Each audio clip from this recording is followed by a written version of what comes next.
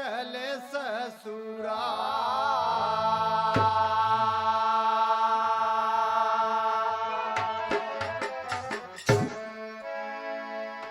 ये गीत आप सबको हास्य रस में मिलेगा। और एक गांव में दो दोस्त हैं। इत्तेफाक की बात, दोनों की ससुराल एक ही गांव में है। एक दिन दोनों आपस में विचार करते हैं कि यार शादी हुए काफी दिन हो गया और इतने में जाने क्या हो गया, और चल के ससुराल दुल्हन देखा जाए कि दुल्हन कैसी है, उनका आचरण कैसा है। ये जानने के लिए दोनों अपने घर से प्रस्थान कर दिए। तो कवि को तर्ज का नमूना देना पड़ा। तर्ज है, कलकत्ता से पियवा मोरया वेलना,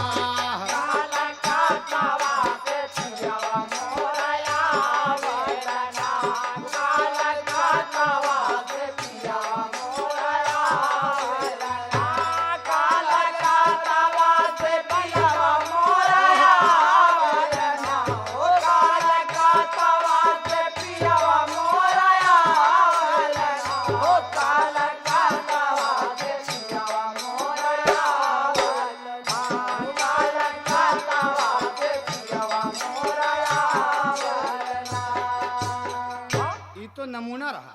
लेकिन कवि का कहना है कि दुइन उम्मीदवा सपनवा सजावेलना,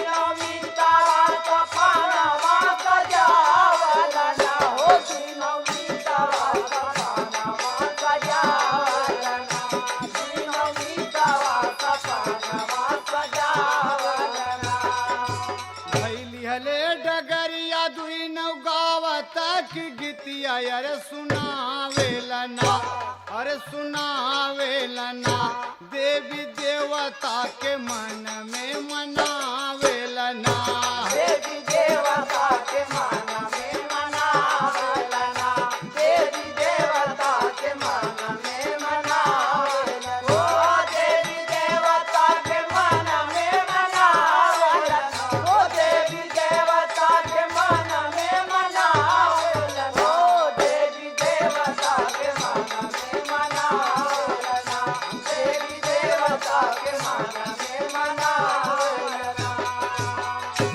दोनों दोस्त चले जा रहे हैं और आपस में विचार करते, भैया वो कहता हमार मेहरारू अच्छी हुई, कहता हमार मेहरारू अच्छी हुई। कहीं करे बैठ, बड़ा वाला कहता कि हमार मेहरारू अच्छी हुई, तो से का बक्कत है, अरे चल के देखे, चलते ही पता लग जाएगी कि मेहरारू अच्छी हैं। चलो, दोनों चले जाते हैं। कभी को टेरी का भाव देना पड़ा। एक पत्ती बढ़ के मास्टर, अरे राम गवनमा जब की अवली रनिया, हो गवनमा जब की अवली रनिया, मर्दवा मारा अपन मेहरारू के तनवा, गवनमा जब की अवली रनिया, मर्दवा मारा अपन मेहरारू के तनवा, गवनमा जब की अवली रनिया, मर्दवा मारा अपन मेहरारू के तनवा, गवनमा जब की अवली रनिया।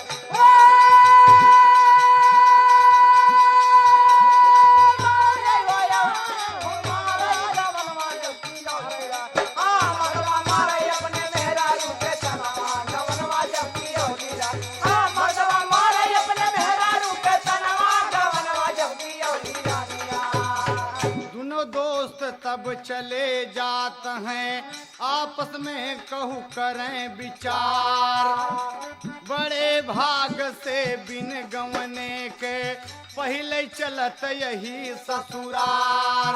हे संसारी माई देखियो पर्दा पानी रखियो हमार, जाके जाके ससुरारी में पहुँचे, जाके ससुरारी में पहुँचे, एक ब्राह्मणी के मिला दुआ। जाके ससुरारी में पहुँचे, एक ब्राह्मणी के मिला दुआ। जाके ससुरारी में पहुँचे, एक ब्राह्मणी के मिला दुआ। ओ एक ब्राह्मणी के मिला दुआ, भला एक ब्राह्मणी के मिला दुआ। जाके ससुरारी में पहुँचे, एक ब्राह्मणी के मिला दुआ। जाके ससुरारी में एक ब्राह्मणी के मिला दुआ।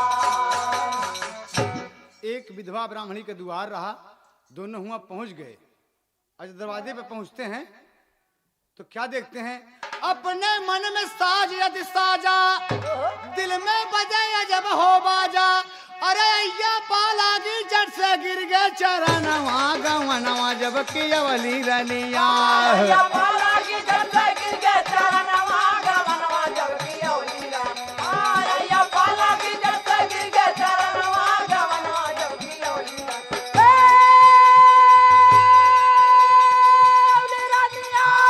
अवली गवनवा जब की अवली रनिया। या पाला की जट से गिर गए चरणवा, गवनवा जब की अवली रनिया।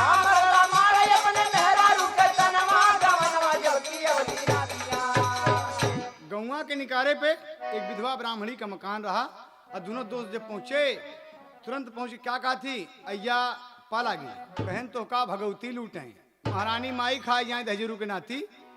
अरे अम्मा गरियावत है, का बात है? कहन करे अय्या का मतलब समझा था? कहन हाँ समझी थी, अच्छी तरीके से समझी थी। अय्या का मतलब है दुल्हन के मतारी, हमार सास। कहे तो तोर हम सास लागी कि अम्मा नाराज ना हो, ई हमार दोनों जन के यही गांव में ससुराल बा। के ससुराल बा? कहे हाँ। कहन केकरे किया? कहने फलाने के दामाद हैं और ये फलाने के दामाद हैं। कहे ओहो हाँ हाँ हाँ हाँ, तब तो हमन तोहार सास लगी। कहन तब अम्मा? कहे नाराज हो गयो। तो कहन करे ये कैसे आया? कहन कि अम्मा ऐसे चला है ससुराल। कहन अरे बिना गौनन थोने के? कहन हाँ अम्मा, मन में भवा कि चल के थोड़ा अपन दुल्हन देखी आई। अरे कहन देवी लूटू, अरे बिना गौने थोने के लड़का ससुराल आ जाती, जान तक का होता? कहीं अम्मा हम कुछ नहीं जानी, लेकिन हम दुल्हन देखे अपन आए है कि कैसे हैं दुल्हन। तो एक ही तर्ज देना पड़ा कभी के, बड़ा जोर मारे बा कि कहाँ का गहुआ रे चमके, अरे कहाँ के धान, कहाँ के गहुआ रे चमके, अरे कहाँ के धान, कहाँ के ओखरी, कहाँ के ओखरी, मुसरवा कुटरे धान, कहाँ के ओखरी। बहुत अच्छे बेटे, बहुत अच्छे।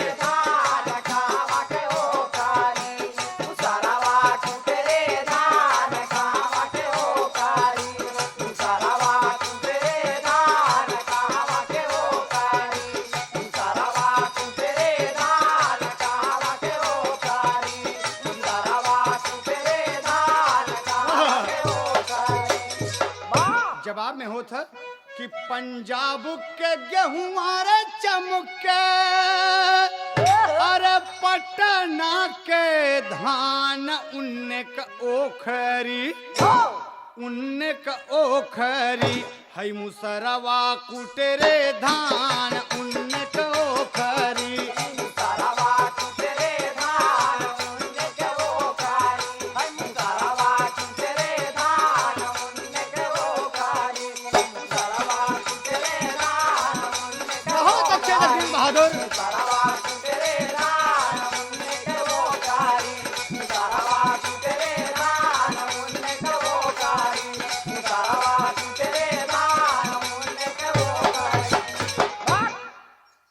तर्ज का नमूना रहा, लेकिन दून मितवा बोले लागे, अरे सुन लैया मोर कैसे क दुलहिनी हउए, कैसे के दुल्हन हूँ मैं करिया हई की गोर, कैसे के दुल्हन हूँ मैं करिया हई की गोर, कैसे के दुल्हन हूँ मैं, करिया हई की गोर, कैसे के दुल्हन हूँ मैं, करिया हई की गोर, कैसे के दुल्हन हूँ मैं, करिया हई की गोर, कैसे के दुल्हन हूँ मैं, करिया हई की गोर, कैसे के दुल्हन हूँ मैं, करिया हई की गोर, कैसे के दुल्हन हूँ मैं। तब ले अय्या जरी हो गईली, अरे देखली तिरोर का तोरे मनवा में भायल, का तोरे मनवा में भायल, पूछे हमसे ई चोर का तोरे मनवा में भायल।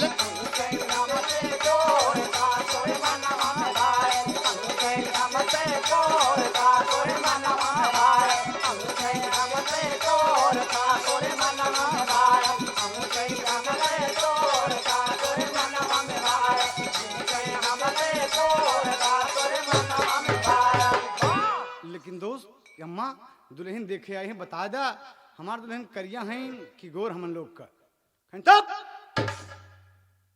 अरे तू ऊपर पर जा, ऐसे पूछा जाता कैसे?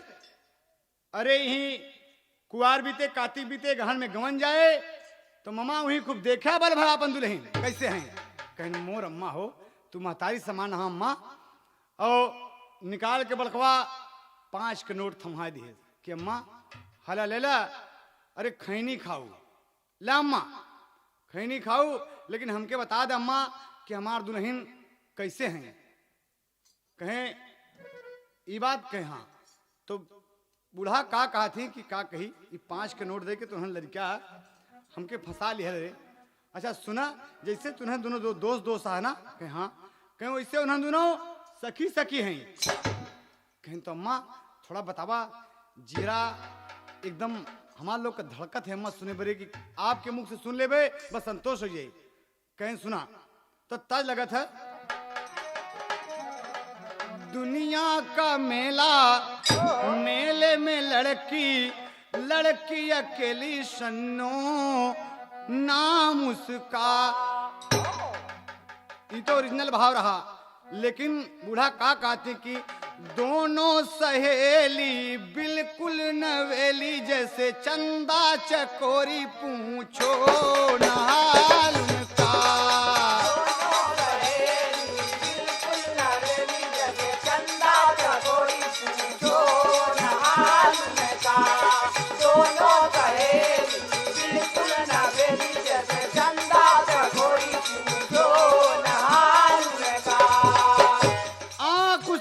कटारी बाल नागन है कारी, गोरे गोरे अनार जैसा है गाल उसका।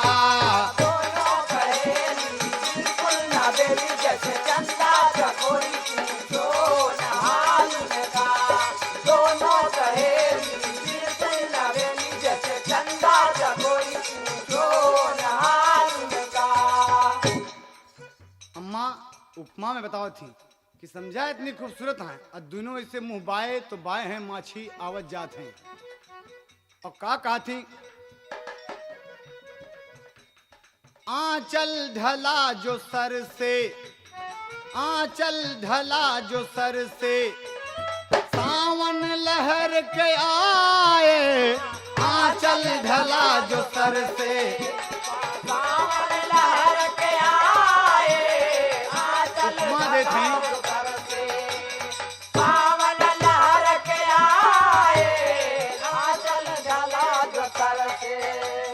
पायल के घुंघरू बाजे, पायल के घुंघरू बाजे, बादल ने गीत गाया, पायल के घुंघरू बाजे, बादल ने गीत गाया, पायल के घुंघरू बाजे। गाती कोयल की राग हो,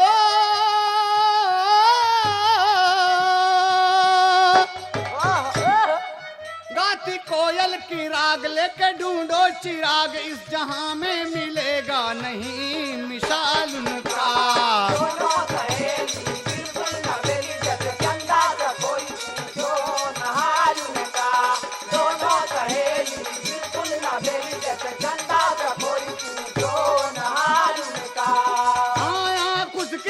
कारी बाल नागन है कारी गोरे गोरे अनार जैसा है काल उसका। दोनों सहेली बिल्कुल न बेली जैसे चंदा चकोरी पूछो न हाल उनका। दोनों सहेली बिल्कुल न बेली जैसे चंदा चकोरी पूछो न हाल उनका। दोनों सुन रहे हैं और तारीफ सुन के प्रफुल्लित हो गए। दोनों हद से ज्यादा रहे शरीफ, दोनों हद से ज्यादा रहे शरीफ। सुनन जब दुल्हन के तारीफ कहाँ बारी धनिया के करवाई दरसनवा। अरे गवनवा जब की यवली रनिया धनिया के कराई दा दरसनवा गवनवा जब की यवली रनिया। हाँ बारी धनिया के कराई दा दरसनवा गवनवा जब की यवली रनिया।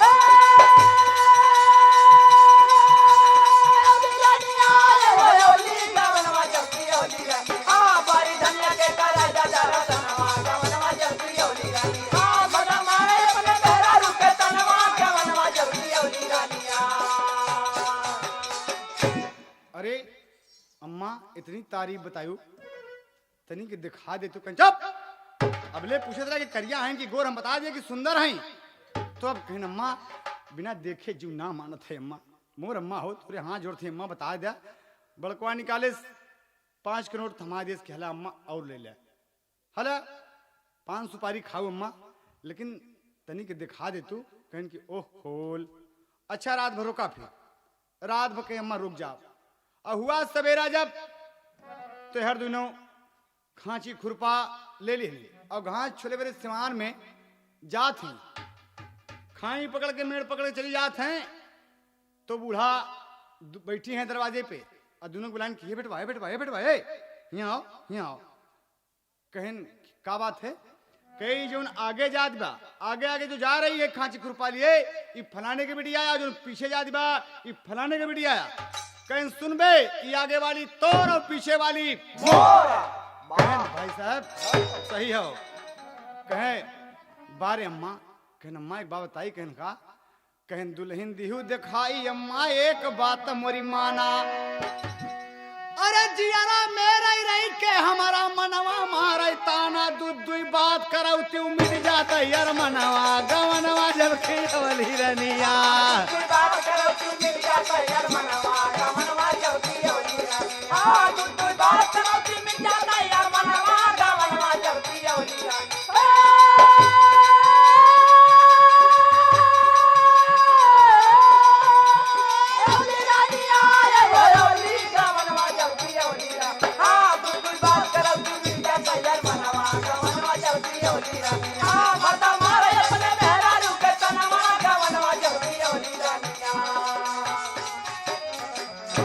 देखे एक ही तर्ज का नमूना देख पड़ा। ये पचरा हो कहना है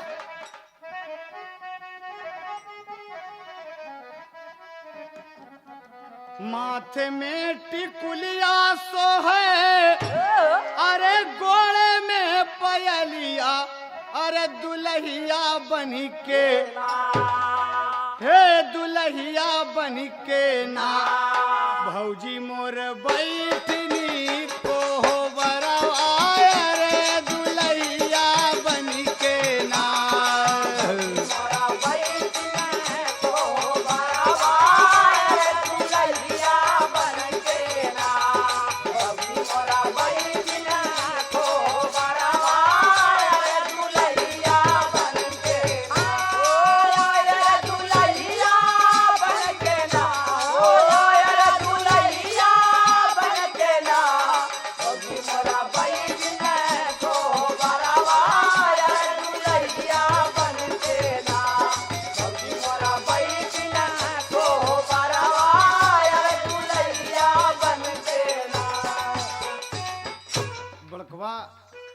सोचस की मामला गंभीर बा। कहन अम्मा दुई बात करा दे तू देखी कैसे बोलत थी का आचरण कैसे बा, सभ्यता कितना सीखे हैं नहीं हरे माँ। वह बूढ़ा जरी के बोलई लागी बेटा वन से बतियाई हो बेटा वन से बतियाई हो बेटा वन से बतियाई। तोहरी मतिया मारली बा, तोहरी मतिया मारली बा आपन देख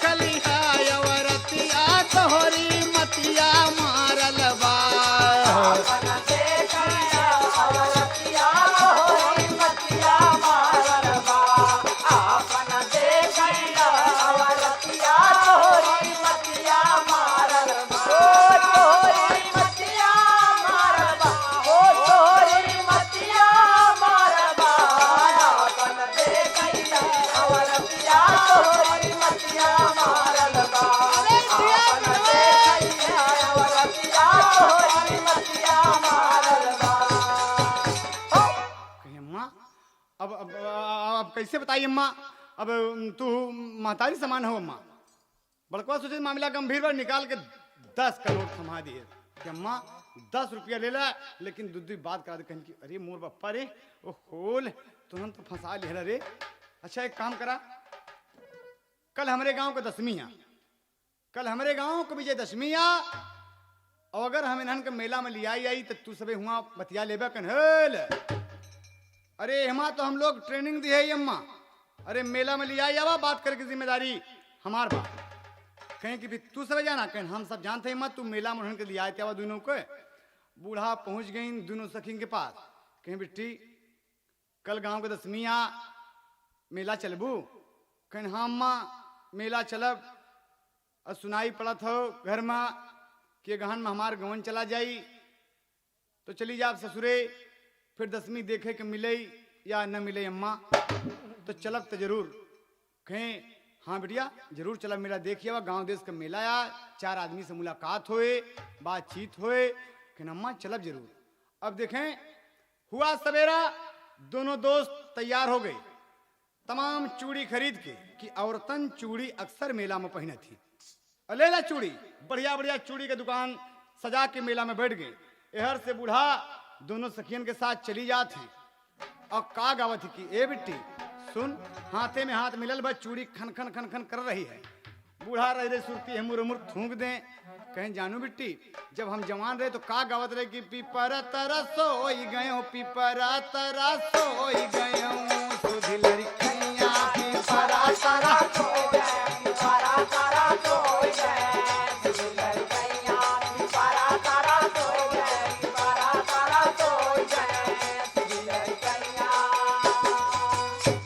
सिपहिया देखावे रुपैया, आवे सिपहिया देखावे रुपैया, आवे सिपहिया देखावे रुपैया, रुपैया पे लोभ गयो, रुपैया पे लोभ गयो, तुझ लड़कैया भी बड़ा रोई गया।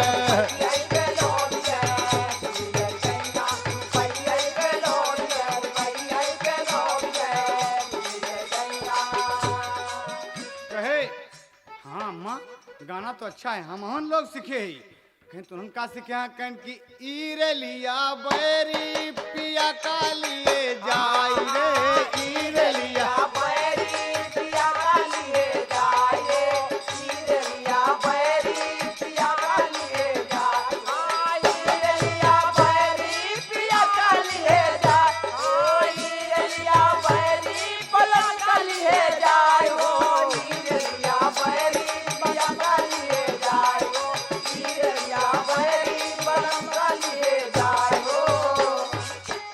औरतन का गाना भगवान जाने कौन कवि लिखत हैं, इतना बढ़िया बढ़िया तोड़ दे थी कि सुन के ताजुब हो जाता। औरतिया का कहा था, जौनेट सन पिया टिकट कटौत न, जौनेट सन पिया टिकट कटौत न, जौनेट सन पिया टिकट कटौत, पनिया बरसे हे पनिया बरसे टिकट गली जाई हो, पनिया बरसे गल जाए, पनिया बरसे टिकट गली जाए, पनिया बरसे टिकट गली जाए, पनिया बरसे टिकट गली जाए, पनिया बरसे टिकट गली जाए, पनिया बरसे टिकट गली जाए। दोनों सहेली चली जा रही हैं गाते बजाते, बूढ़ा माई साथ में है। कभी को भाव देना पड़ा कि धीरे धीरे पहुआ, कजली में धीरे धीरे धीरे धीरे धीरे धीरे धीरे धीरे धीरे धीरे पहुआ, धराली बारी धनिया, गोड़े घूंघुरवा बाजना,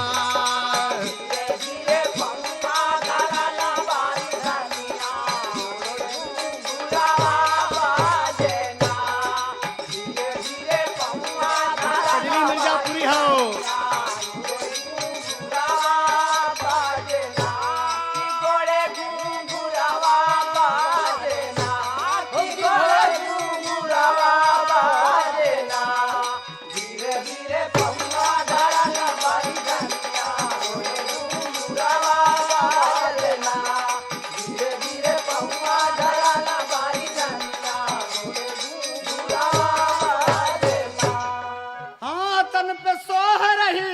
तन पे सोही रही कुसमी चुनरिया है जिरवा झालरिया।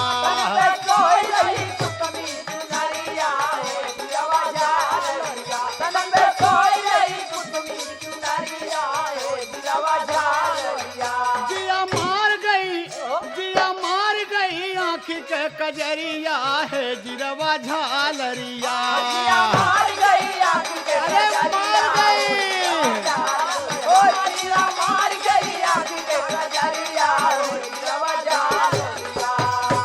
हाथ में कंगना पाँव में रंगना माथे पे सोहे टिकुलियाना। हाँ माथे पे सोहे टिकुलियाना।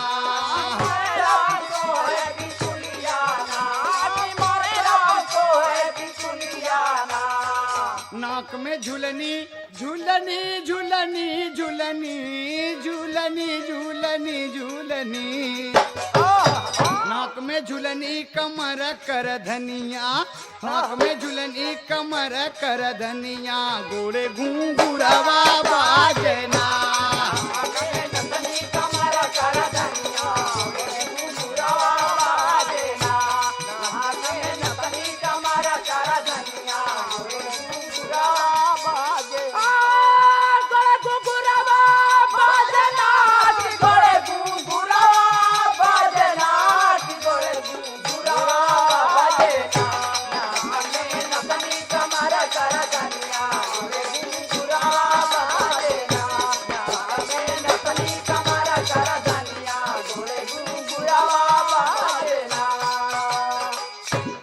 हर जवन रहले दुई नौ यार। ए हर जवन रहले दुई नौ यार। अरे दूनौ बना यहाँ चूड़ी हार हो। अरे गवनवा जब की अवली रही। अरे रहिया जो थक गया दुई नौ के नैया नवा। गवनवा जब की अवली रनिया।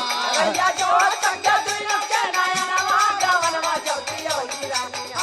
रहिया जो थक गया दुई नौ के नैया नवा। गवनवा जब की अवली रनिया।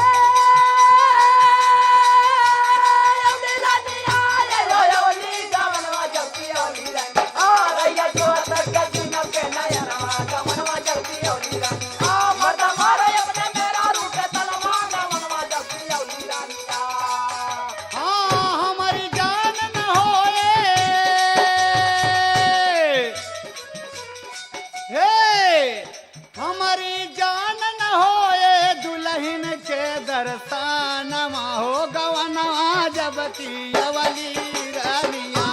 हमारी जान न होए दुल्हन के दर्शनमा हो। गवनवा जब की अवली रनिया।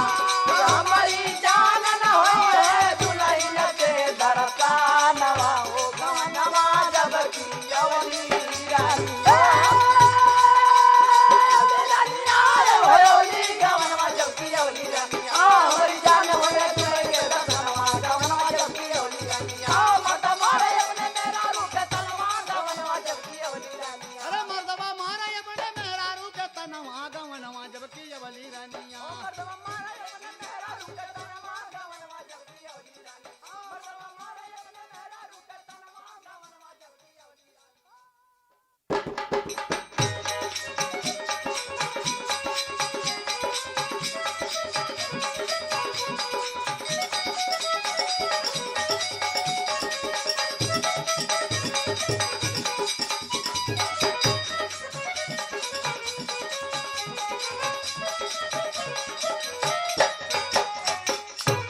मेले में पहुंच गई दोनों।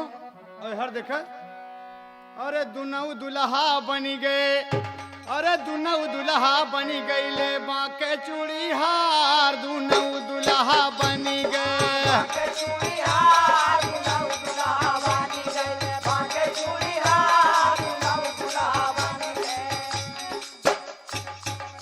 गहकी आवत थी। अरे पूछे थे भैया चूड़ी का भाव दिया कैसे पहनाया। कहीं ना बिकाए।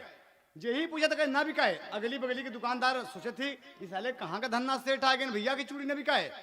और इतने में बाबा हरे की बिटिया मेला में आ गई और लगे शोर मचावे। आओ आओ चूड़ी ले लो, शोर ले लो, पासी जा ले लो, जुगनू ले लो। आओ चूड़ी ले लो। कर कर कर कर कर कर कर कर कर कर कर कर कर कर। के न देखे के होए उहो ओहरे देखे। दुकानदारवन और सोचे थी कि सारे का देखे भैया वहीं की लागे एक बेर हल्ला मचावे। और इतने में बूढ़ा माई कहा थी कि बिट्टी चूड़ी बड़ी सुघर बा पहिरला, चलिए हम तब से कुछ सब्जी उब्जी ले ली नेनुआ मूरी। कहन कि हाँ अम्मा जा चूड़ी हम पहनत ही। और दुकान पर जब पहुंच गई तो इत्तेफाक की बात ओकर मेहरारू ओकरे लगे, ओकर मेहरारू ओकरे लगे। कहें चूड़िया का अपने तू दमवा बतावा, गोरी गोरी हमारी कलाई पहिरावा, गोरी गोरी हमारी कलाई पहिरावा, ओ गोरी गोरी हमारी कलाई पहिरावा। दोनों दोस्त सोच रहे हैं, ओके मेहरारू ओकरे लगे, ओकर मेहरारू ओके लगे। कहीं अगर हमारे औरत से बात किया तो ससुर तो उससे हम घरे पूछा, लेकिन इत्तेफाक की बात दोनों कहें कि ए भैया ए मेला में भगदड़ हो बा। और दोनों इधर उधर ताके लगी तो वो अपन मेहरारू पकड़ के अपने लगे बैठा लिया, वो अपन मेहरारू पकड़ के अपने लगे बैठा लिया। और कहे सुना, कहे हाँ, कहे 10 रुपया में 2 नौ भर दे भाई कलाई, 10 रुपया में दोनों कलाई बढ़िया चूड़ी से भर दे, 10 रुपया में 2 नौ भर दे भाई कलाई, और नाही 10 में दे भाई पहिनाई, नहीं तो से में दे भाई पहिरा, ओ नहीं तो से में दे भाई पहिरा। दुल्हन लगी सोचे कि 10 रुपया, कहन की दीदी तेरे पास पैसा कितना बा, कहन 3.25 रुपया, कहन तोरे लगे, कहन 2.25 रुपया। कहन दा तेरी कितने में चूड़ी पहनबो, चला उठा। तो छोटकई कहा था कि दीदी कहन का, कहन की चूड़ी मेला टाप है, आई 10 रुपया तो पास में नहीं ना, लेकिन इन्हन तो कहा था कि सेंते में पहना देवे। तो कहें भैया अगर सेंते में पहनोगे चूड़ी तो पहना दे सेंते में। कहें सेंत में चूड़ी पहनाओ तो एक शर्त बा। कहें बोला, कहे सेंत में चूड़ी जब अरे तोहाई पहिरऊ भाई, अरे एक एक चुम्मा दे दया डेलरी तोहार हो दुनौ दुल्हा बनी गए। बाके मनिहार हो दुनौ दुल्हा बनी गए, बाके मनिहार हो दुनौ दुल्हा, बाके मनिहार हो, बाके मनिहार हो दुनौ दुल्हा बनी गए, बाके मनिहार हो दुनौ दुल्हा बनी गए, बाके मनिहार हो दुनौ दुल्हा बनी गए। कहें सिर्फ शर्त ये है कि एक एक चुम्मा दे दे और ले जाए डेलरी भर चूड़ी तो के दे दे। कहें उठ रे बड़की बिगड़ के अरे जाके अपने महतारी बहन का अपने घर को हरामखोर, तो के शर्म करे जाए ज्ञान की बहन बिटिया से बतियात है। कहने बल्कि अरे चूड़ी सेत के पहनाओ तो ये शर्त है हमार, और पैसा नहीं तो चल जा। दोनों चली जाते हैं। छुटकुआ बिगड़ के का यार तू इसी बात कर दी है।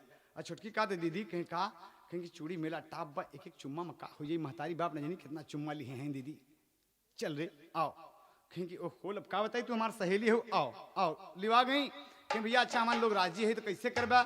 कहे मेलावा माधुई नौ जन कराजी नि खटपटवा, अब बैठ जा हे रानी तू काढ़ी के घुंघुटवा, बैठ जा हे रानी तू काढ़ी के घुंघुटवा, बैठ जा हे रानी तू काढ़ी के घुंघुटवा। अरे चुम्मा लई लेबे हम घुंघुटा के टार दुनौ दुल्हा बनी गए। बाके मनिहार दुनौ दुल्हा बनी गए, बाके मनिहार दुनौ दुल्हा बनी गए, बाके मनिहार हो, बाके मनिहार दुनौ दुल्हा बनी गए, बाके मनिहार दुनौ दुल्हा बनी गए, बाके मनिहार दुनौ दुल्हा बनी गए। देखिए समझदारी की बात है, कितनी अश्लील बात उन्होंने कहा थी, लेकिन केवल अपने दुल्हन का आचरण जानने के लिए। और दोस्त बड़े प्रेम से दुल्हन कहें कि ठीक है भैया, घूंघट काट के बैठ गए। कहने के का समझी कहीं कि तू लोग पतोहू हो। और घूंघट काट के दोनों बैठ गए और दोनों अपन कलाई पकड़ के चूड़ी पहना रहे धीरे धीरे। और घूंघट उठा के आराम से ले लिया, बड़े प्रेम से लाल टपक गए गाले से, टाप टाप चुआ चली आए गर्दना तक। मस्त हो गए दोनों की अभिलाषा पूरी हो गई। उठा के डिलीवरी दे दिया कि ले ला चूड़ी बल्ब पहनो। और अगली बगली के दुकानदार का कहेंगे हले बे, तो उन्होंने गरीब दुखिया लड़का है पैरा बे। और दोनों चल गए, दोनों अपने घर चला गए। और देख लिया, कहीं देखा मेहरारू खूबसूरत जरूर हैं लेकिन आचरणहीन है। कहा नहीं नहीं यार ऐसी कोई बात नहीं है। एहर देखा कुआर बीता कार्तिक बीता, ये गहन गा नियर आई। अरे गयल सुदिनिया बारात गईली, दुल्हन के बैल विदाई, लगता है गहन बबुई आई गई नी भवनवा गवनवा जब की अवली रनिया लगता है गान बबुई आ गई गवनवा गवनवा जब की औलीरा लगता है गान बबुई आ गई गवनवा गवनवा जब की औलीरा औलीरा दिया औली गवनवा जब की औलीरा लगता है गान बबुई आ गई गवनवा गवनवा जब की औलीरा ओ मर्दा मारे अपने मेहरा रुके तनवा गवनवा जब की औलीरा दोनों के गमन आ गया। कुआर बीता कार्तिक के गहन में गमन आ गया। दोनों अपने अपने घरे पहुंचे। कोहबर में मुंह दिखाई भैल और रात के समय सैया से मुलाकात जब भैल जिस साड़ी में तो सजी धजी दुल्हन बैठी हैं और दुल्हा मस्त है। ललका बूढ़ घोड़े में चढ़ावा और चल गया बहादुर और पहुंचा जब सोचत बा दुल्हा अपने मन दिल में बड़ी अभिलाषा बा दुल्हन से भाई मिलई बदे का लाए कब से आशा बा ऐसा सोच रहा है मन में जैसे बहुत प्यासा बा भाई धीरे धीरे गोड़ धरई जन गोड़ वही तरे बतासा बा धीरे धीरे गोड़ धरई जन गोड़ वही तारे बतासा बा धीरे धीरे गोड़ धरई जन गोड़ वही तारे बतासा बा गोड़ वही तारे बतासा बा भला गोड़ वही तारे बतासा बा धीरे धीरे गोड़ धरई जन गोड़ वही तारे बतासा बा धीरे धीरे गोड़ धरई जन गोड़ वही तारे बतासा बा आ गया। अंदर जब पहुंचा तो दुल्हन उठ के जल्दी धाई और अपने मनवा में मुस्काई अरे अपने सैया का उलागी छुए चरणवा कवनवा जब की अवली रनिया पांव छुआ कुछ बोला बैठ गए दोनों प्राणी एकदम रीत रस्म से बैठे हैं। तबले मन से दुआ बोल पड़ा अरे कैसे रहू नहीं हरे के नगरी हो बोला चूम चटाकान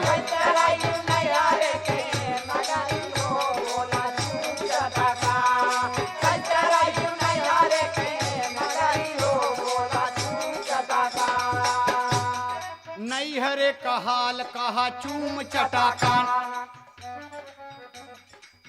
का तोरे घरे रहा चूम चटाकान कितना सहेली तोहरे चूम चटाकान नारी नवेली तोहरे चूम चटाकान हमसे बतावा तनी चूम चटाकान किस्सा सुनावा तनी चूम चटाकान आवाज भीतर बाहर अंदर बाहर जब देखा तब चूम चटाकान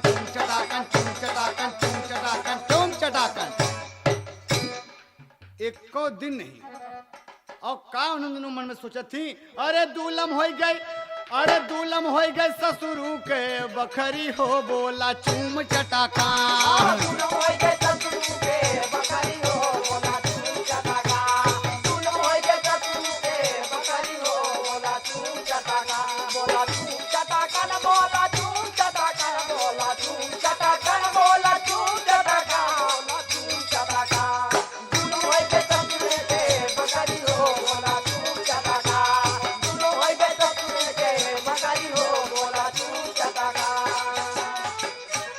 वो हैरान हो गई अजब देखा तब चुम चटाकान दे पानी ले आओ बिस्तर बिछाओ चुम चटाकन कबहू प्रेम से न कहे कि बिट्टी के भौजी हियां आवा। एक दिन की बात है वो अपने बूढ़ा से पूछे कि अम्मा तोरे खियां नई नई दुल्हन आवत थी तो उनके चुम चटाकन कहा थी का कहे कहीं तोरे खियां नई नई दुल्हन आवत थी तो उनके चुम चटाकन कहा थी का कहन की ए बिट्टी ए दुल्हन हमार बुढ़वा तो हमका कभू नहीं कहे और आज के लड़कन का कोनो मजहबे नहीं मिलत समझा पता नहीं कोनो बाइस्कोप देखे हुई वहीं में रहा हुई ये बक्कत हुई अम्मा हमका सब कैसे कहा थी एक दिन ओकर सास सेमार दिखावे ले आएगी बा और ओकर सास ये आलू अपने या ये गेहूं अपने या ये मटर अपने या दोनों देख रही हैं। इत्तेफाक के बाद दोनों सहेलियन से मुलाकात हुई है तो कहीं दीदी कहीं तोहार का हलवा कहीं का बताई कहन हमारे दहिनाती का है चूम चटाकान हमारे दहिनाती का है चूम चटाकान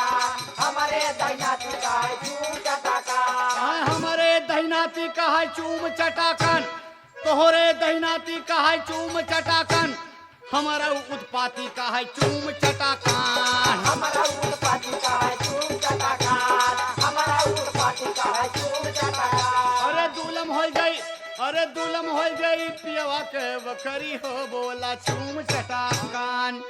कहे दीदी ये का बात है? कहीं पगली अब तो क्या हम बताइए, हमारे बात एक समझ में आवत है। अपने मन सेधु को देख और उन्हें दोनों चुड़ियार के दे अब मिलाओ। हमका लगत है कि दोनों भेष बदल के घर है, हमारे लोग का लाज ले दीदी। कहे हाँ, कहें हाँ दीदी हम तुझसे का बताई? यही बात कहे हाँ, कहें तो बड़ी गड़बड़ बात है, तो ये कैसे हुई? कहें दीदी एक बात सुन ले। दुनौ देखै में लागे पगला, दुनौ देखै में लागे पगला, लेकिन ले दीदी हम बदला। अरे घोड़ा बेचा चल के बन के मारा दनवा गवनवा जब की जवली रनिया। घोड़ा बेचा चल के बन के मारा दनवा गवनवा जब की जवली रनिया। घोड़ा बेचा चल के बन के मारा दनवा गवनवा जब की जवली रनिया। जवली गवनवा जब की जवली रनिया। घोड़ा बेचा चल के बन के मारा दनवा गवनवा जब की जवली रनिया। ओ मर्दा मारे अपने मेहरारू के दनवा गवनवा जब की जवली रनिया।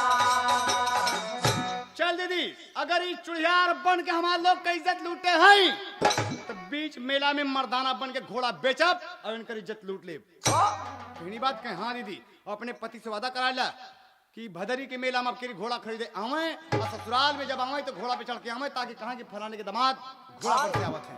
कहन की वाह दीदी तू वादा करा लो दीदी दिन तारीख के। कहन पक्की बात है। अब कहीं चल के तू अपने नैहर में पैसा चुरावा और हम अपने नैहर में, अब कुछ जन के मिला के एक एक बछड़ा खरीद ले। दोनों की विदाई हो गई दोस्त, और राय मशविरा बराबर है। नैहर में पहुंची, चुरा पचरा के मुसियाने से फुफुआरे से पैसा ले ली और एक एक बछड़ा खरीद ली। खरीद के दोनों मर्दाना ड्रेस में चुस्त मोहरी के पायजामा, शेरवानी लगी टोपी, नकली मोछा लगाए दोनों औरत मेले में पहुंच गई। एक एक बछड़ा लेकर घोड़ा। और जो कोई ग्राहक आता है, ये भैया घोड़ा कैसे दिया? कहीं घोड़ा ना बिकाए, घोड़ा ना बिकाए तो सोचे थी का नुमाइश लाख में घोड़ा नहीं बिकाए तो। और इतने में बाबा का बेटवा हरे दोनों दोस्त फाड़े में रुपया बांधे चलाएं, और दोनों देखते ही मान बोल खड़ी बहन, अरे राम खरीद लो, अरे खरीद लो, आई बिकाई बरे घोड़ा खरीद लो, आई बिकाई बरे घोड़ा खरीद लो, आई बिकाई बरे घोड़ा खरीद लो, आई बिकाई बरे घोड़ा खरीद लो, आई बिकाई बरे घोड़ा खरीद लो, आई बिकाई बरे घोड़ा खरीद लो, आई बिकाई बरे घोड़ा खरीद लो। कहे घोड़ा आके अपने दोनों दोस्त पहुंच गए। कहे घोड़ा आके अपने तू दमा बतावा, अरे लैला रुपया लगाम पकड़ावा, लैला रुपया लगा पकड़ावा, लैला रुपया लगा पकड़ावा। तो ग्राहक का देख के दोनों सखी मर्दाना ड्रेस में का थी। कहे सुना, कहे 2000 में हे, कहे 2000 में हकाई देव जोड़ा खरीद लो, आई बिकाई बरे घोड़ा खरीद लो, आई बिकाई बरे घोड़ा खरीद लो। कहे 2000 में दोनों घोड़ा जी हैं।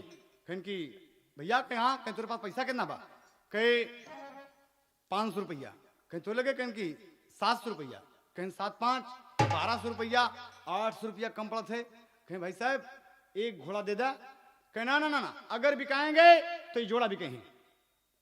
कह दिया कि बिकाएंगे, जोड़ा बिकाएंगे, और नहीं सालन का सेंत का दे दे। सेंत का? कहें हाँ। कहें सेंत का घोड़ा दे देबा? कहें हाँ। कहें तो दे दे भाई साहब, लेके चला जाइए, घर में नाम होई, जग में तोहार नाम करब। कहें लेकिन एक शर्त बा। तो छुटकवा के दे भैया, ये भैया जैसे चुड़िया पहिरावत रहे हम लोग कहे कि सेब के पहिरा देबे, नहीं तो एक शर्त बा, वैसे यहो शर्त बतावत है। कहें एक शर्त बा।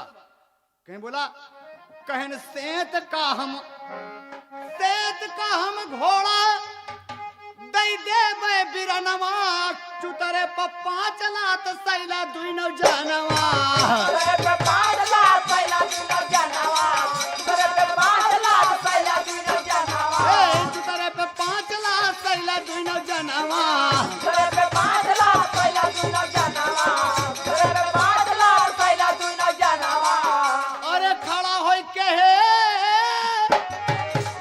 अरे खड़ा होई के सोचे लागे दुई नौनी घोड़ा खरीद लो आई आई अरे घोड़ा खरीद लो आई बिकाई करे घोड़ा खरीद लो आई बिकाई करे घोड़ा खरीद लो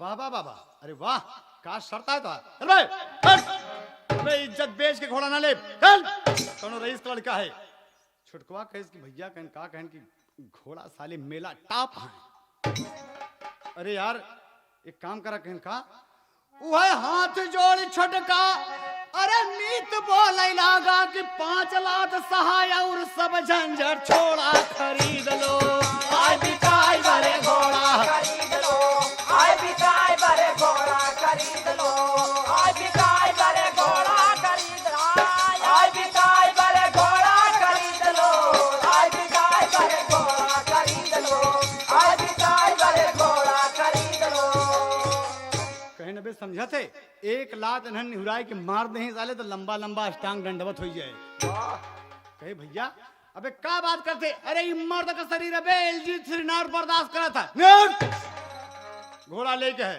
आएगे दोनों कहन की भाई साहब तू सबे जैसे कहा था हम सबे 5 लाख सहायक तैयार रही कहाँ मरबा भाई साहब बतावा तो यही कहा था कि महुआ का जल पकड़ के तू निहुर जा और कांकर पकड़ के ए निहुर जाए दोनों अपने अपने मन से से कहा थे तिकवा कहा था भाई साहब कांकर पकड़ के निहुर 1 लात मरी है तो निकुरा मुंह दांत सब भरता हो जाए और सब बेकार हो जाए न्योर वह दोनों जूता रगड़े लगी वो कहा था दीदी कैसे मारी करना कतई रहम नहीं करना है रहम नहीं करना है बदला लेना है इन दोनों से अगर बदला नहीं ले तो जिंदगी भरी कहा नहीं चूम चटाकन चूम चटाकन चूम चटाकन चूम चटाकन और ये अगर छुड़ावे का है तो आज लाश से मार इनका और जूता रगड़त हैं दोनों निहुरा हैं वह कस के तबले नंबर बोल के कि 1 2 3 अध्याय के चबक देने लिए 1 लाख लंबा लंबा लेट गए दोनों अष्टांग दंडवत निकुरा मात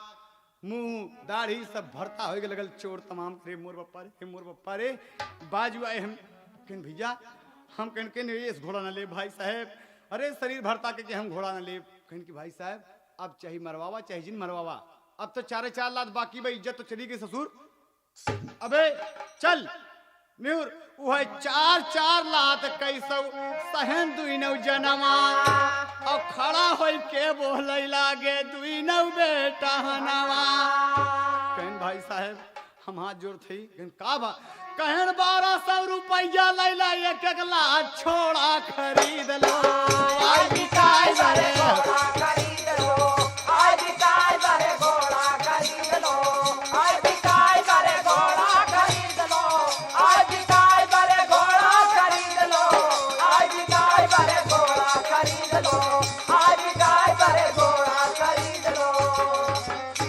कहीं 1200 रुपया कहना कहन लाओ 1200 रुपया ले ली अब 4 लाख मार के कहीं ले जा लगाम पकड़ा देंगे जाओ बहादुर जो तेरी पीढ़ी पे सवार होए नाम रोशन कर दिया और दोनों लेके लंगड़े लंगड़े अच्छी मोहर लाग पिछाड़ी बेचारे रहे करी हाँ तो अरे मोर बप्पा ऐसा साले मारे धई के कस कस के अड्डा देख के कि का बताई परेशान दोनों एकदम चले गए और घर के जब करीब पहुंचा तो बहनिया देखे इसकी अरे माई आ रे अरे भैया घोड़ा लेके आए हैं अरे नवा घोड़ा हम तो हर ड्यूटी का हम 5 रुपया वाले भाई कराब आ गए भैया के लगे पहुंचे के मोर भैया घोड़ा लिया है करियान के हाथ लगा करी अरे बाप रे ना ना ना ना कहीं का भैया घोड़ा से गिर गया का कहीं की नहीं नहीं नहीं घोड़ा से गिर नहीं गए बैठे बैठे बैठे बैठे सबसे एकदम करियाव मचक गए हाँ ये बात कहे हाँ इतने में बाबूआन कन कल घोड़ा से गिर गए का कहना कहीं तब कहीं हम फलनवा पिताजी गए जब मेला में और एक लड़की अटैची लिए घुस गई मेले में एक अप टू डेट लड़की घुस गई और इतने में कुछ गुंडे लोग लगे बदतमीजी करने। तो हमसे फरनवा से बर्दाश्त ना भा पिताजी, देह मार पीट, देह फैट, देह मुका, देह लात घुसा। वो 5-7 पिताजी हम 2 आदमी लेकिन मार के सलंग भगा दिए। कहीं शाबाश जे का दे बेटवा दे बारे बहादुर। तो बूढ़ा माई कहा थी कि सुना कहीं का कहीं धन के चोट लगी बा, जाता दुल्हनिया का बुला लिया उठे कहना कहना और दुल्हन के बुलावाई बाबा चला गए। तो उन्होंने कहा थी कि अम्मा विदा कह दी हूँ, अब की बाबा बुलावे आए हैं जगन्नाथपुरी जवैया हैं, गया जी के दर्शन करे। कहन की हाँ हाँ जात बड़ा सिफारिश करत हो। विदा हो के दोनों आए गए। और जब नैहरे में पहुंची तो हर से लुंगी लगाए एकदम हरदी माठा का अम्मर। हाँ दोनों जब ससुराल पहुंचते हैं तो एकदम हरदी माठा लगाए दुल्हा अम्मर। और ससुराल में जब दुल्हा से चिस्तारी में मुलाकात भय तो कहे कि नैहरे का हाल कहा चूम चटाकान, नैहरे का हाल कहा चूम चटाकान, नैहरे का हाल कहा चूम चटाकान, का तोहरे घरे रहा चूम चटाकान, का तोरे घरे रहा चूम चटाकान, का तोरे घरे रहा चूम चटाकान। कहे फिर चूम चटाकान कहा तू कहे सुना कहीं कावा कभू प्रेम से नहीं कहा कि बिट्टी के भौजी यहाँ आवा। कहे सुन जेकर जैसे चाल रहे चूम चटाकान, जेकर जैसे चाल रहे चूम चटाकान, जेकर जैसे चाल रहे चूम चटाकान, अरे ओका वैसे दुनिया कहे चूम चटाकान। ओका वैसे दुनिया कहे चूम चटाकान, ओका वैसे दुनिया कहे चूम चटाकान। अरे याद करा हे याद करा याद करा याद करा।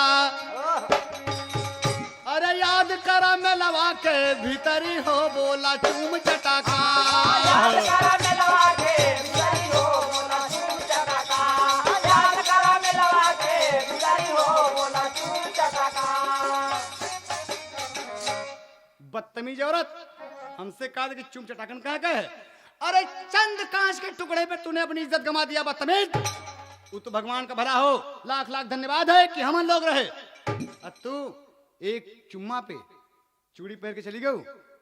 कि अच्छा यही बदे हमारा नाम चूम चटाकन रखा है। एक चुम्मा ले लिया मेला में तो चूम चटाकन चूम चटाकन चूम चटाकन चूम चटाकन झर लगा दिया तू। लेकिन याद रखा कि खबरदार अगर आज से चूम चटाकन कहा तो दिमाग खड़ा कर दे। कह रे ये हमारे मेहरारू हमारे कपारी चढ़ के बोली, उठाए डंडा कहें कि बोल कह रोक रोक रोक रोक रोक रोक के पिया। कहें का भा कहें सुन ला हम कौनो रोज खर खर कह देब ना तो बहुत खराब लागी। कहें बोल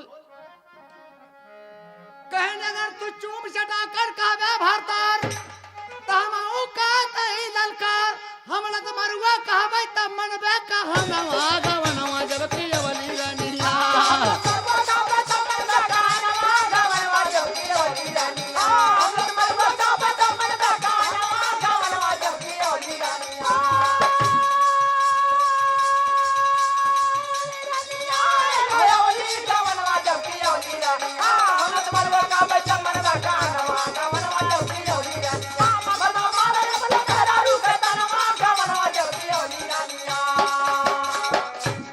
अरे करे ते हमारा मेहरारू है, हमारा अर्धांगनी है तो हम गलत मरुआ कैसे कहे।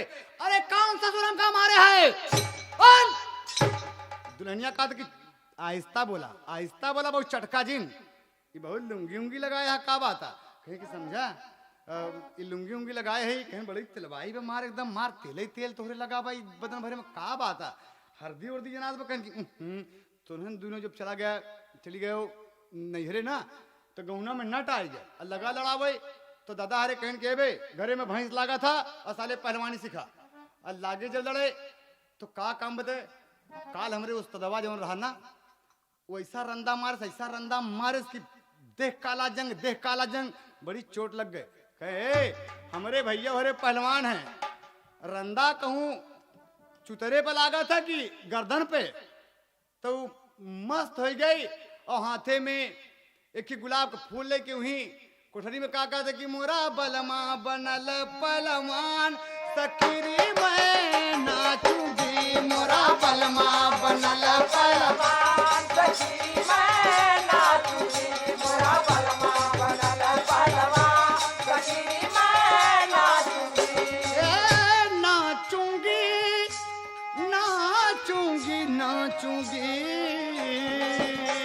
मोरा बलमा बनल पहलवान सखी मैं नाचूंगी नाचूंगी मोरा बलमा पहलवान सखी मैं नाचूंगी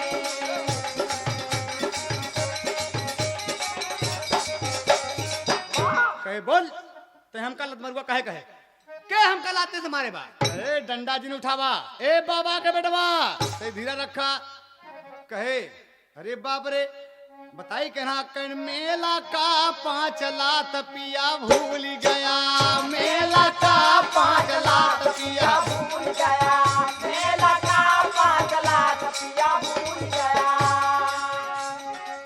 घोड़ा खरीद गया दुई नौजनवा घोड़ा खरीद गया दुई नौजनवा घोड़ा खरीद गया दुई नौजनवा तनिके ख्याल करा हमारे सजनवा तनिके ख्याल करा हमारे सजनवा तनिके ख्याल करा हमारे सजनवा अरे 1200 रुपया लीन एक लाख छोड़ा तब दुई नौजन का दिहा पिया घोड़ा तू भूल गया तनिके तो आया अपन पाछ पिया भूल गया तनिके जवाया अपन पार पिया भूल गया तनिके जवाया अपन पार पिया भूल गया मेला का 5 लाख पिया भूल गया मेला का 4 लाख पिया भूल गया